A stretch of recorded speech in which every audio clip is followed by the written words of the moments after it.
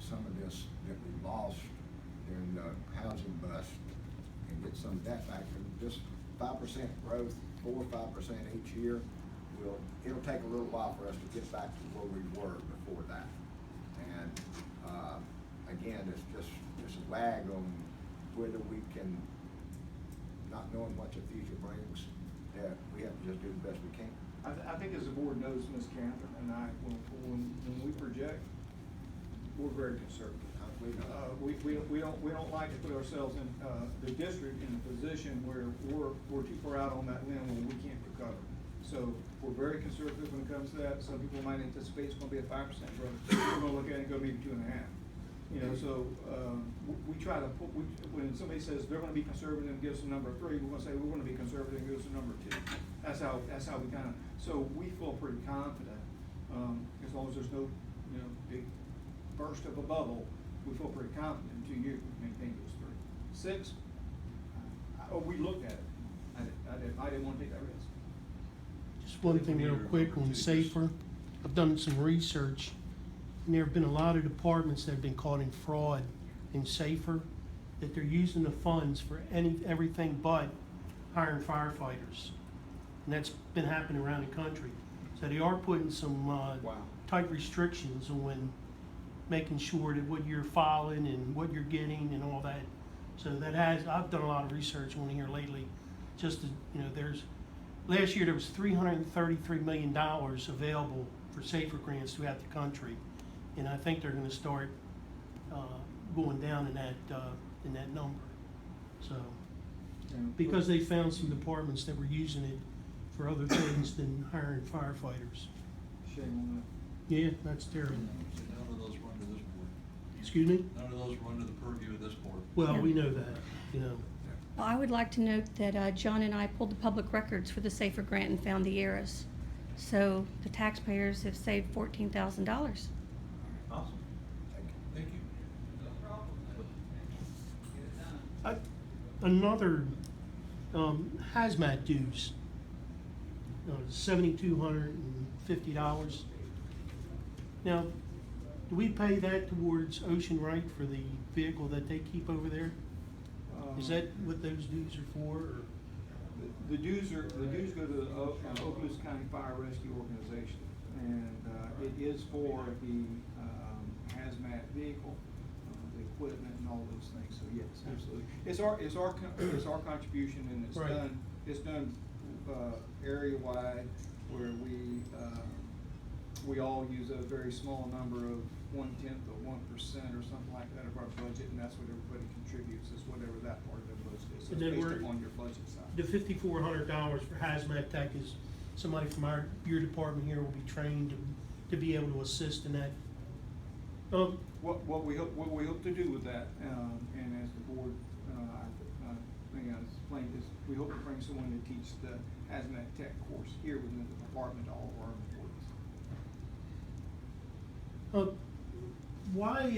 We have, the district here has the fireboat.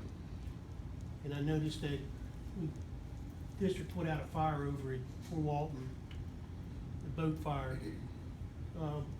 Why don't we have, dues or what have you from the other districts to help with the fireboat? If the district is gonna do that, aid and assist these other departments with, boats that catch on fire or something like that, why aren't we getting some funds from them to help them out?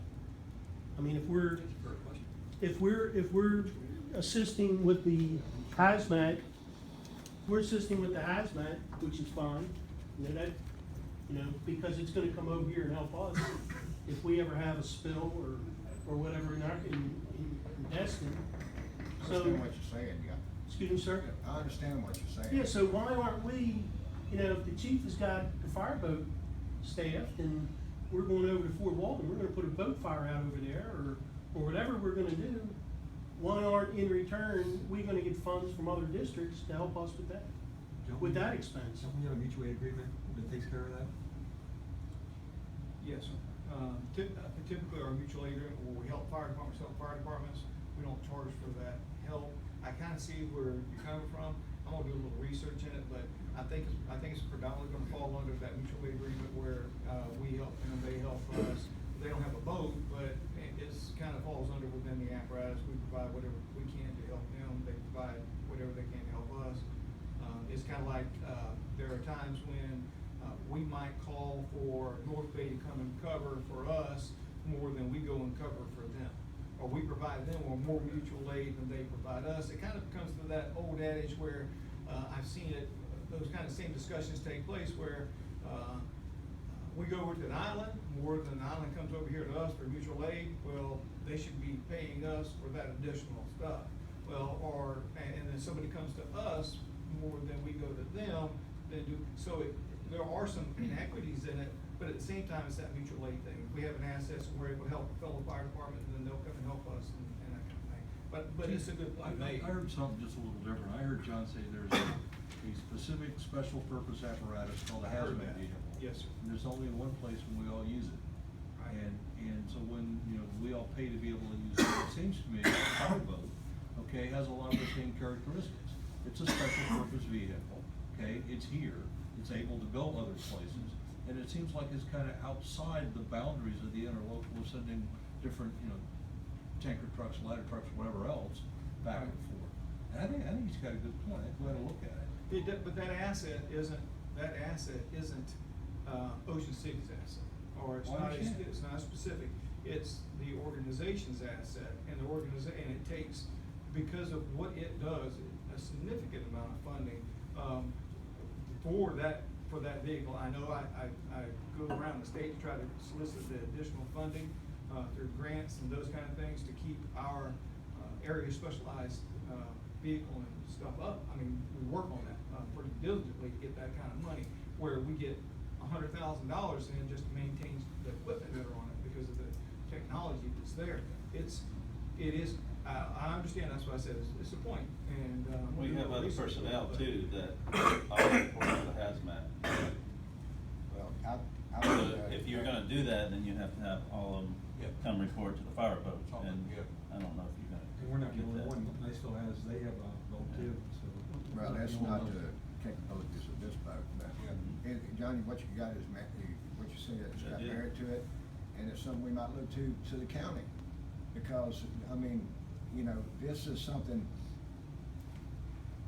the water is not it's not Oakland Island, it's not Fort Walton, it's not Mary Esther, it's not Shalimar, it's, and it's not Destin, but it's contiguous to us, and, it's something that we might approach the county about, is helping, with that, so. Well, the other thing is, if we go and put a boat out that's on fire, why are we looking at maybe charging the insurance company? Well, For that service. that was another thing that went through my mind, but we've had, the success we've had trying to go against the insurance companies is. Well, I understand, I mean, but it's just something that, as. Well, like Look I say, at. it's got merit, and we'll pursue it and see what can come up. I appreciate it, because it's something that I'll look into. Well, anything to try to bring some money Yep, I agree. into the district. Yep, absolutely. I think it's gonna be, a difficult sell, but, I'll look into it for sure. Yeah. I have one other question. When the holiday wages, it's going up $19,000, is that for the new people that'll be hired? No, holiday wages is based off of, I believe, a new article. It's based off a new article. Our current in the previous collective bargaining agreement, it said that holiday wages are paid every bargaining unit employee receives 10 hours of wages at straight pay, regardless of whether they work the holiday or not.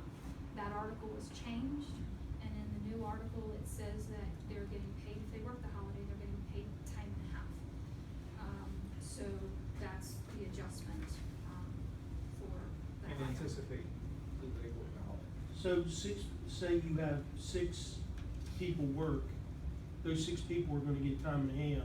Yes, sir. And then everybody else, which is maybe 20, 19, they're not gonna get any pay. Correct. So it's gonna go up $19,500? Yes, sir. Wouldn't that be a deduction in the amount that it's? No, sir, I have a calculation here and I'll be happy to show it to you. Okay, after the meeting. I'm just asking, I mean, And we'll anticipate that everybody's gonna work, anticipate everybody works there. The calculation is actually based off of what shift works, the exact what holiday, so it's whatever employees are on what shift, if they work that specific holiday, they get paid for it. People could take off and that's not necessarily hit that number, it could be a little less. I've had problems with paying people when they don't work. I'm sorry. well, I mean, you know, I was in management for 38 years and I had the same problem, somebody's off, you know, paying them, but it's on how it's negotiated. I've got a That's- problem with paying people that do half the work, full price too. Well, That's me personally. I have that problem too, when, you know, you have people that should be paid on merit instead of just giving a 3% increase across the board. I have a problem with that. I do too. When somebody's, you know, is performing at a level where they should get 5%, somebody's at the 3%, and somebody's not doing it all, they shouldn't get an increase. And that should be all based on numbers and performance. And that's the way I feel. But my other question is, the duty overtime, it's gone up to $54,855. Again, that's a collective bargaining agreement where it was changed as far as how employees are being paid. It's no longer a cap, used to be capped based off of what was in the budget, which used to be 15,000, and that cap has been removed and it's paid time and a half for renewal. Instead of comp time. And no comp time. Yeah, we were doing 15 in comp time, Right. and now we're just gonna do away with the comp time and go straight to paying them overtime.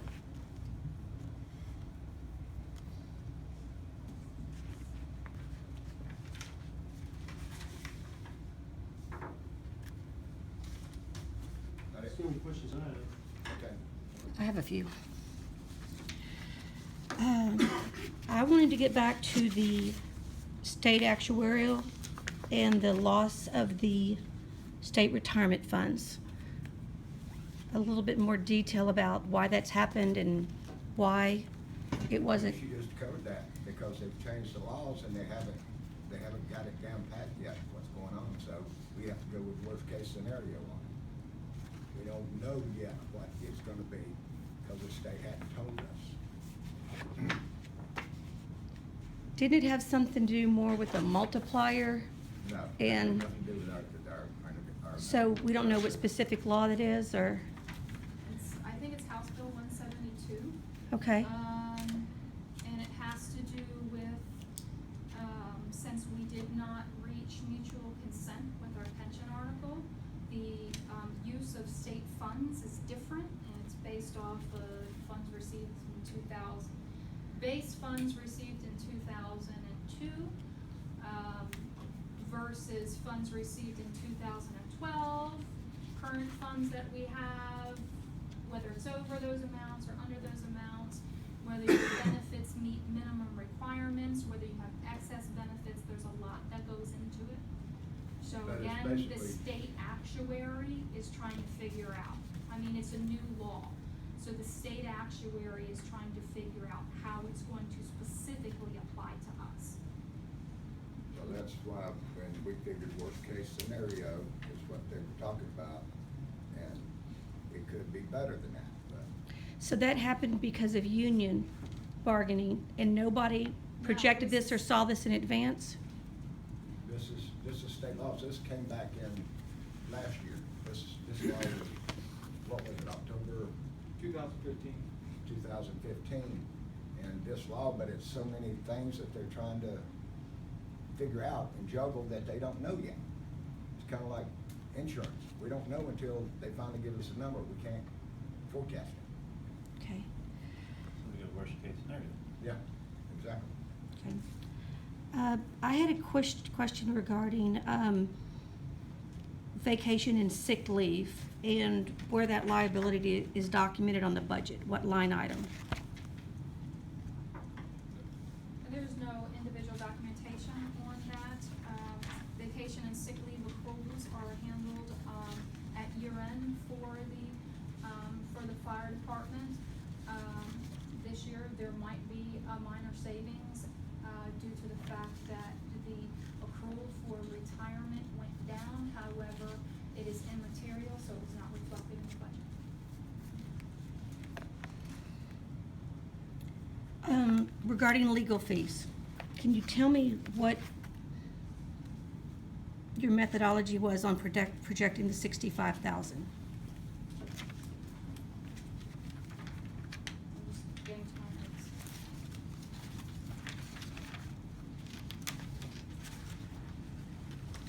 What, understood negotiation, we don't know. Legal fees were projected, and it was explained at the first meeting. The explanation again, because it has not changed since that first meeting, is, the commission will spend $12,500 for, administrative legal services, for general counsel services, for just any basic legal services needed.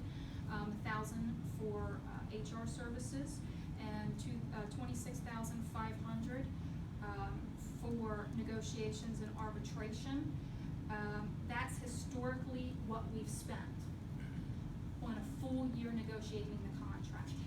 However, due to the problems in which were encountered this year with negotiations, and due to the legal expenses that were necessary to make it to the end, and unfortunately, there were many things that contributed to that. There were cancellations of meetings, there were, contracts that were,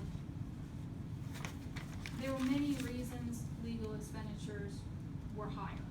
So, can't look at just historical use of full contracts at $26,500. $25,000 has been added to it. That brings the total budget for legal services to $65,000. So it's providing the board with $51,500 specifically that I have set aside for negotiations, arbitration, impasse, whatever the process might bring. That's what is being said at this time. That's the explanation.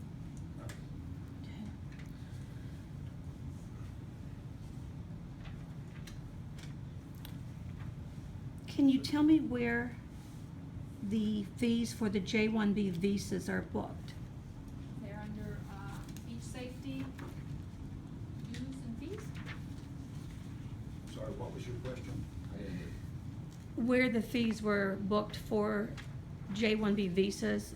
You have a legal service that processes that for the And I don't think they're J1s, but visa service and. H2B. H-2B? Yeah, Okay. visa service will be under beach safety, because it's a self-contained program, funded by the county and the city, and it should be under dues and fees. Under dues and fees, okay.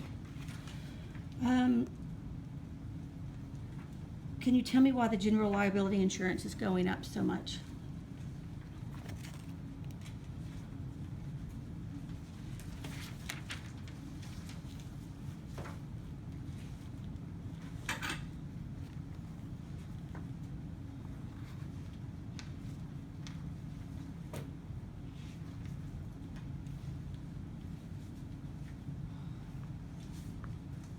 Thought we only had like $3,000 increase. So I have to take a look here. Just think it's gone up 15, 20,000 over the last few years? Probably because the insurance costs up, man. Just asking her for methodology on why it's, I mean, I know when my insurance goes up, I ask them. It's the quote provided from our carrier. Yeah. That, yeah.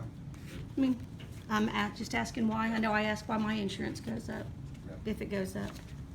I didn't think you We are asked what the limited, methodology was, you just asked why it was going up. We are limited, we have no other carriers available, due to our, beach safety program.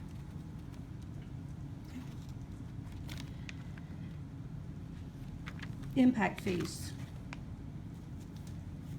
Can you tell me how those are budgeted? And why they're just left at 50,000? Doesn't give us as taxpayers a clear view of what to expect in the area of impact fees. Impact fees, are a non-general fund, they're their own fund. They have fluctuated. Sorry, I did find my notes on each one of these, that way I make sure that.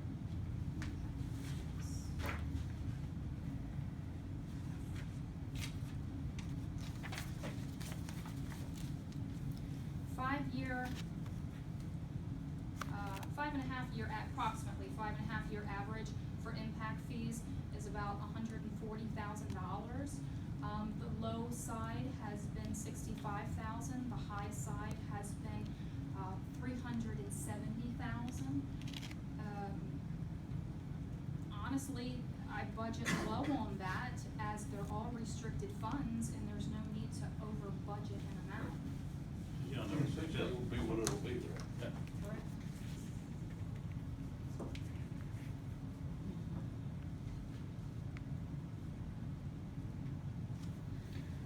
You've cut the paramedic incentive and reduced the number of paramedics. One is left and another one's turned in their notice. Why are the expenses doubled?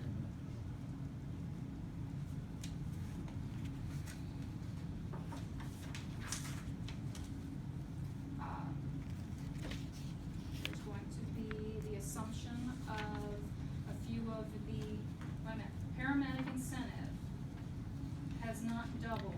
Paramedic It's gone equipment. down 32,000. I'm sorry, paramedic,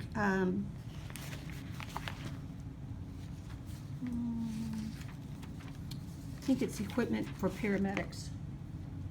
Paramedic supplies have been increased due to the need of the, battalion chief who oversees our paramedic department, stating that we need to update, replace some of our paramedic supplies. Okay.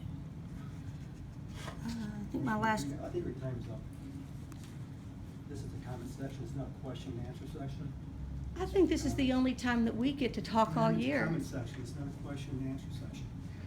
And why If you can't have a we ask question, questions? You can ask us during the week. This is for a budget process. This is not question and answer. If you got a question during the week, you can ask it. To who? Okay. Yeah, please, let the chairman answer it. What else you got?